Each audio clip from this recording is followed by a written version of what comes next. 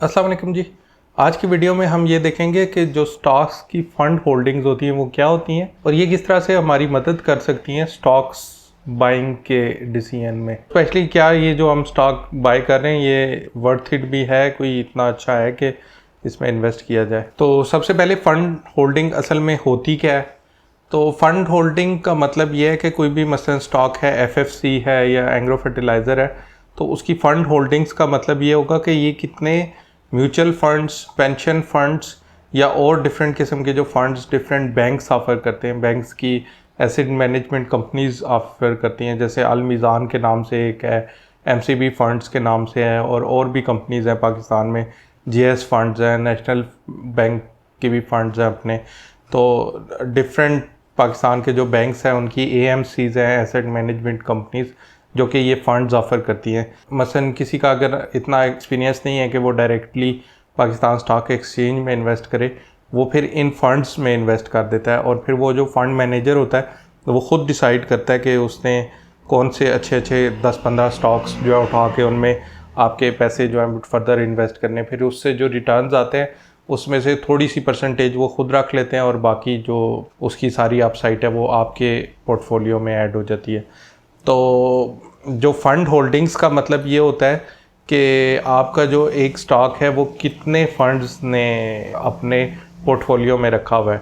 तो क्योंकि ये जो फंड्स होते हैं इनको गवर्नमेंट की तरफ से कहा गया है कि वो अपने जो टॉप कुछ स्टॉक्स हैं कम अज़ कम उनको पब्लिक करें, कम अज़ कम टॉप 10 पिकिंग्स अपनी जो हैं उनको हर 3 माह बाद उनको पब्लिक करें कि वो किस किस उसमें उन्होंने इन्वेस्ट किया हुआ है, किस किस स्टॉक में। मसलन एफएफसी की हम फंड होल्डिंग्स देखना चाहें तो उसका मतलब ये होता है कि एफएफसी कौन कौन से डिफरेंट बैंक के कौन कौन से डिफरेंट जो फंड्स हैं उन्होंने एफएफसी को अपने पोर्टफोलियो में रखा हुआ है। तो फिर ये जो फंड होल्डिंग्स होती हैं ये मैटर क्यों करती हैं, क्यों ये इम्पोर्टेंट है फंड है होल्डिंग्स देखना डिफरेंट स्टॉक्स की? तो ये जितने भी फंड्स वगैरह होते हैं ये जिस स्टॉक में भी इन्वेस्ट करते हैं ये पहले फंड मैनेजर्स और पूरी टीम होती है जो कि बड़ी डीप रिसर्च करके और सिर्फ वो वाले स्टॉक्स पिक करती हैं जो कम अज़ कम पॉजिटिव में जा रहे हो और जिनकी फ्यूचर अपसाइड उनको अच्छी नज़र आ रही हो, चाहे वो अभी थोड़ी सी प्राइस उनकी डाउन भी हो लेकिन फ्यूचर में उनकी प्राइस या तो डिविडेंड के लिहाज से या ग्रोथ के लिहाज से उनको कंपनी का लग रहा हो कि वो उसकी अर्निंग्स वगैरह भी अच्छी होंगी और वो कुछ रिटर्न ही देगा।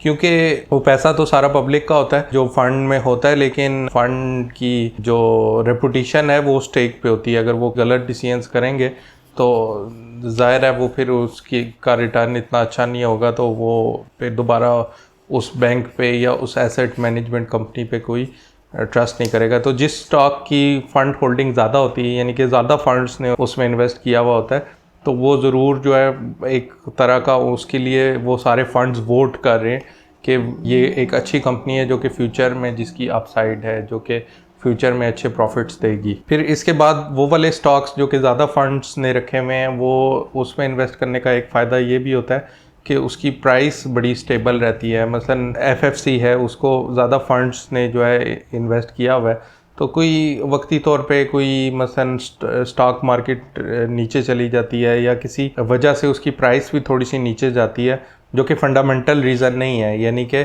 कंपनी तो स्ट्रांग है उसी तरह प्रॉफिट्स कर रही है, लेकिन कभी कभी प्राइस नीचे जाने की वजह ये भी हो सकती है कि स्टॉक मार्केट ओवरऑल कंट्री की नीचे जा रही हो किसी न्यूज़ की वजह से या किसी और इंस्टेबिलिटी की वजह से जो है ओवरऑल स्टॉक मार्केट नीचे जा रही हो, लेकिन उस स्टॉक की जो फंडामेंटली वो बेहतर हो, अच्छा हो।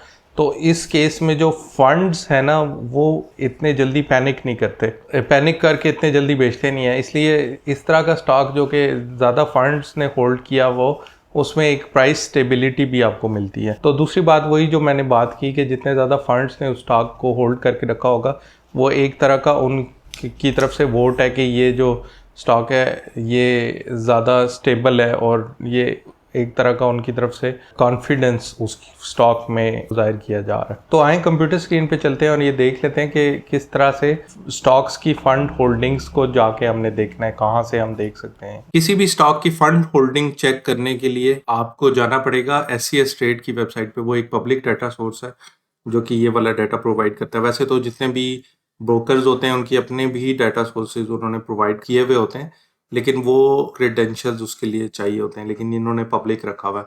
मसलन एफएफसी का हम चेक करना चाहते हैं तो हम करेंगे एफएफसी एससीएस ट्रेड। ये 4G फर्टिलाइजर कंपनी लिमिटेड जो है वो उसका एससीएस ट्रेड का पेज आ जाएगा। इसमें हमने जाना है फंड होल्डिंग्स पे, ये साइड मेन्यू से जैसे ही क्लिक करेंगे तो ये अब आपके पास पूरी लिस्ट आ चुकी हुई है कि कौन कौन से फंड्स ने इसको रखा हुआ है। तो अगर आप ये 20 है तो इसको 100 कर लें ताकि सारे एक ही पेज पे आ जाएं। तो तकरीबन ये जैसे लिखा हुआ है 1 to 38 फंड्स ने इसको इसमें जो है इन्वेस्टमेंट की हुई है। ये आप देख सकते हैं कि जून का डाटा, जून में जो है इस फंड का जो एबीएल पेंशन फंड था उसने 6.69% रखा हुआ था इसको। फिर जुलाई में उसने अपडेट होके उसका जो परसेंटेज है वो 7% हो गई, इसी तरह फिर 6.48। तो ये प्राइसेस भी थोड़ी सी ऊपर नीचे जाती हैं डिफरेंट स्टॉक्स की। जो इतनी कम वेरिएशन है वो मोस्ट लाइकली प्राइस की चेंज की वजह से ही शो हो रही होगी, वो कोई उन्होंने खुद चेंज नहीं किया होगा इतना। लेकिन मसलन ये अल्फलाह GHP डेडिकेटेड फंड है, इन्होंने 3.5% एक दफ़ा था, 3.4 अगली दफ़ा हुआ। ये प्राइस चेंज की वजह से हुआ होगा, लेकिन यहाँ पे लेटेस्ट जो है उन्होंने शायद उसको बेच दिया या उसका लेटेस्ट डाटा जो है वो अवेलेबल नहीं हुआ अभी अगस्त का कि वो कितनी परसेंटेज है, तो इस वजह से यहाँ पे ज़ीरो शो कर रहा है।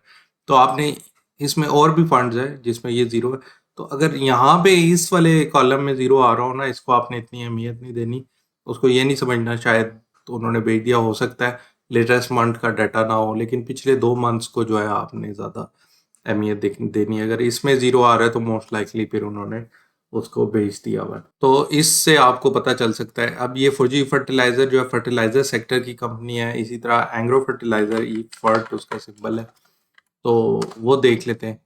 तो ई फर्ट की प्रॉफिटेबिलिटी भी काफ़ी अच्छी है, लेकिन 4G फर्टिलाइज़र के लिहाज से थोड़ी सी कम हुई हुई थी। तो इसको आप देखें 19 सिर्फ 19 फंड्स ने इसको जो है अपने पास रखा हुआ है इस टाइम पे। अब इसमें ये कुछ फंड है जिसका पिछले माह का भी ज़ीरो आ रहा है, तो मोस्ट लाइकली इन्होंने फिर उसको बेच ही दिया होगा। इसी तरह अगर आप देखें फातिमा फर्टिलाइज़र एक तीसरी कंपनी है जो कि इन दोनों की निस्बत और छोटी कंपनी है, तो उसकी फंड होल्डिंग भी शायद फिर कम होगी, देख लेते हैं। इसमें आप देख सकते हैं कि ये 13 फंड्स उसने इसको होल्ड किया हुआ है, ये भी एक काफ़ी अच्छा नंबर है। अक्सर स्टॉक्स होते हैं कोई एक दो फंड्स ने उसको होल्ड किया होता है, लेकिन इतने फंड्स का होल्ड करना इसका मतलब है कि काफ़ी फंड्स का जो है इसके अंदर कॉन्फिडेंस मौजूद है। इसमें भी कुछ इस तरह के थे, ये जैसे दो ये वाले हो गए, इन दोनों ने जो है वो लास्ट मंथ इसको शायद बेच दिया था।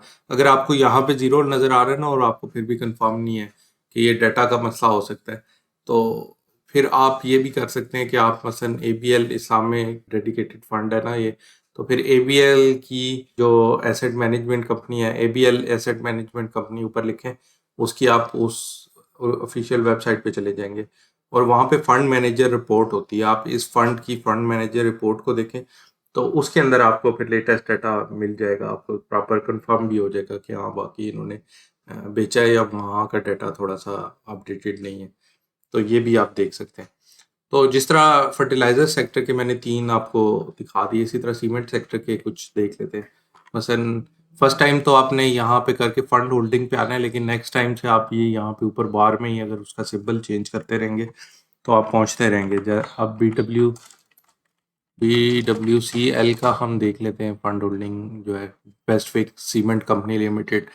तो देखें इसको तकरीबन 3 जो फंड्स हैं उन्होंने रखा हुआ है। इसी तरह अगर हम लकी सीमेंट जो है वो देखें तो वो काफ़ी एक मशहूर कंपनी है, तो इसकी फंड होल्डिंग भी जो है वो देखें तकरीबन 70 ने इसको रखा हुआ है, तो 100 आप यहाँ से कर लें तो ये आपको पूरी लिस्ट आ जाएगी। इसी तरह फिर आप कर सकते हैं DGKC सीमेंट जो है, डिजी खान सीमेंट कंपनी लिमिटेड, इसका भी आप देख सकते हैं 28 कंपनीज जो हैं वो लिखा हुआ है। या तो आप आगे जा सकते हैं या फिर इसकी जो नंबर ऑफ रिकॉर्ड्स हैं पर पेज उसको बढ़ा के तो आप ये सारे यहाँ ही पे एक ही पेज पे इसको एनालाइज कर सकते हैं। तो अब DGKC के केस में आप ये देख रहे होंगे कि काफ़ी फंड्स ने ना इसको बेचा है। ये देखें 3 फंड्स ने यहाँ पे बेच दिया है, 2 ने यहाँ पे बेच दिया है। तो ये कोई हो सकता है इसके इनकी प्रॉफिटेबिलिटी में कोई फिर इशू आया हो, क्योंकि ये वैसे भी अगर आप ओवरव्यू पे जाके देखें ना, तो ये जैसा कि आप देख सकते हैं कि ये जो है वो कभी कोई साल जो है इसका अर्निंग पर शेयर जो है वो पॉजिटिव में आता है, कभी नेगेटिव में चली जाती है। तो अभी रिसेंटली भी कुछ इस तरह की न्यूज़ आई होगी, कोई इस तरह की चीज़ हुई होगी जो कि इनके प्रॉफिट्स को माइनस की तरफ भेजने वाली हो।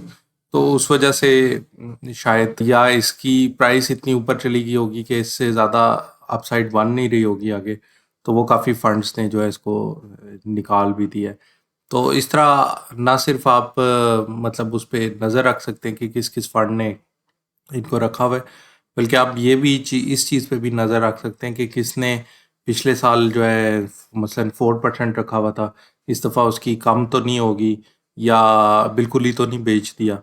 तो इन चीज़ों से भी आपको मुख्तलिफ चीज़ों का पता लग सकता है। जैसे इसका काफ़ी फंड्स में जो है फंड्स ने इसको बेचा है, तो फिर आप फर्दर रिसर्च करके, मैं ये नहीं कह रहा कि अभी इसकी कोई प्रॉफिटेबिलिटी बिल्कुल नीचे जाने वाली है, क्योंकि मैंने अभी रिसेंटली इस पे कोई रिसर्च नहीं की कि किस वजह से बेचा है। तो लेकिन ये है कि आपको ये एक ट्रिगर दे सकता है कि अच्छा यहाँ पे एक चेंज आ रही है, काफ़ी फंड्स इसको बेच रहे हैं, तो वजह क्या है कि इसकी प्रॉफिटेबिलिटी नीचे तो नहीं जाने लगी। तो आप इस चीज़ का भी कर सकते हैं। तो जैसा कि आपने देख ही लिया कि SES ट्रेड जो है वो एक अच्छा डाटा सोर्स है पब्लिक, जहाँ से आप डिफरेंट स्टॉक्स की जो है फंड्स होल्डिंग्स देख सकते हैं।